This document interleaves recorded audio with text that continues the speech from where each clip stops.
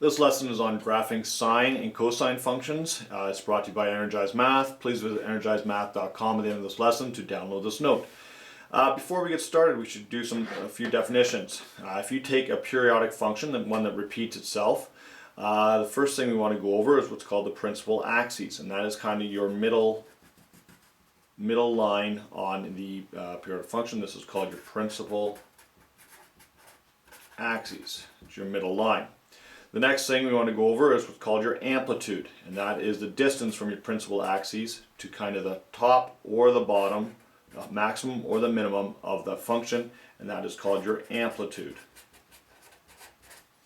And the third thing I want to cover is called your period, and that's how long it takes for your cycle to repeat itself.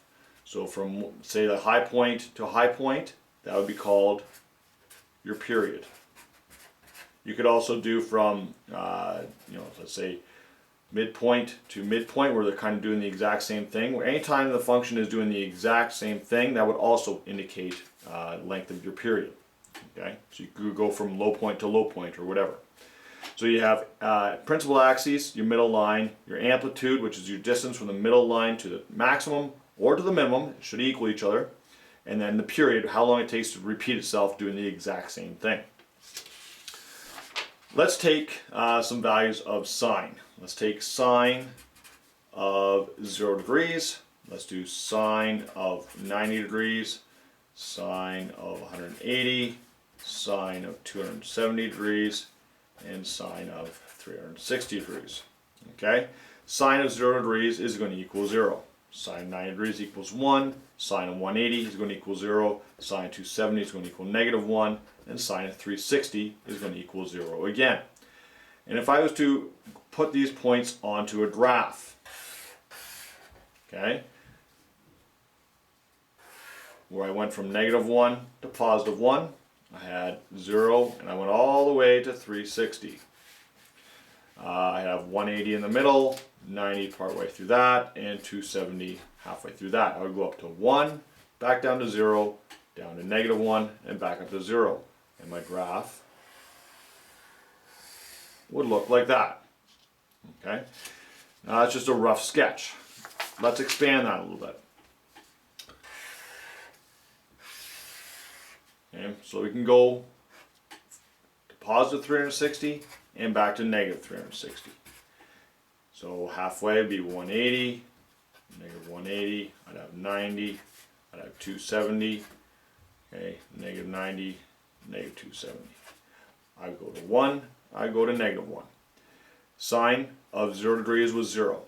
Then I had 1 for 90 degrees, 0 for 180, I had -1 for 270, and I had 0 for 360. That gives me a nice smooth curve. On this, you can notice my principal axes,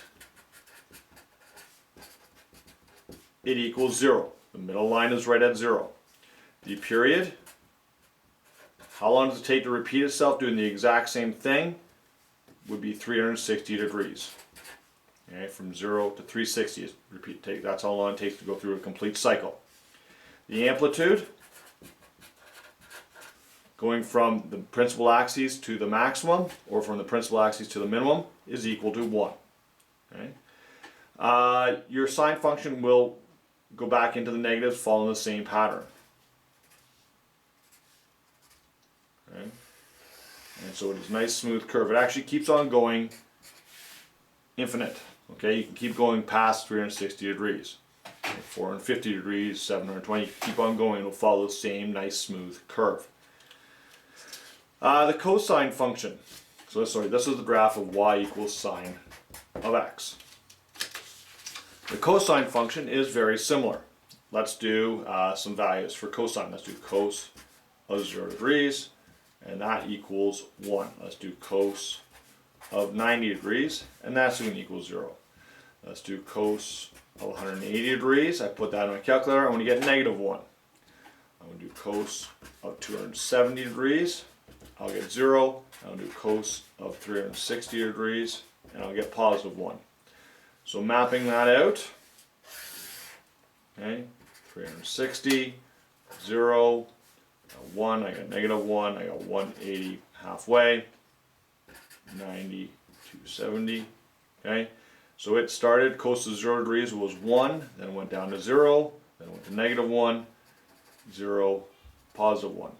So the cosine followed that nice curve. And it will continue back as well into the negative angles. The cosine function and the sine function are very similar to each other. They have the same principal axes. Same principal axis is 0. They have the same period, which is 360 degrees. They have the same amplitude, which is 1. Now that can all change depending on the actual equation given. If I give you an equation of y equals 2 sine of x, well, that's going to change what the function looks like. Or if I give you y equals, let's say, cos of x plus 1, again, that will change what the function looks like. But we'll deal with that in the next video. This is part 1 of how to graph sine and cosine functions. The sine function starts at 0, follows a pattern going up to 1, 0, negative 1, back to 0. The cosine function, very similar. It starts at the 1 and then goes 0 and down. They both have the same principal axes, same period, and same amplitude. This video is brought to you by Energized Math. Please visit energizedmath.com to download this lesson. Thank you very much.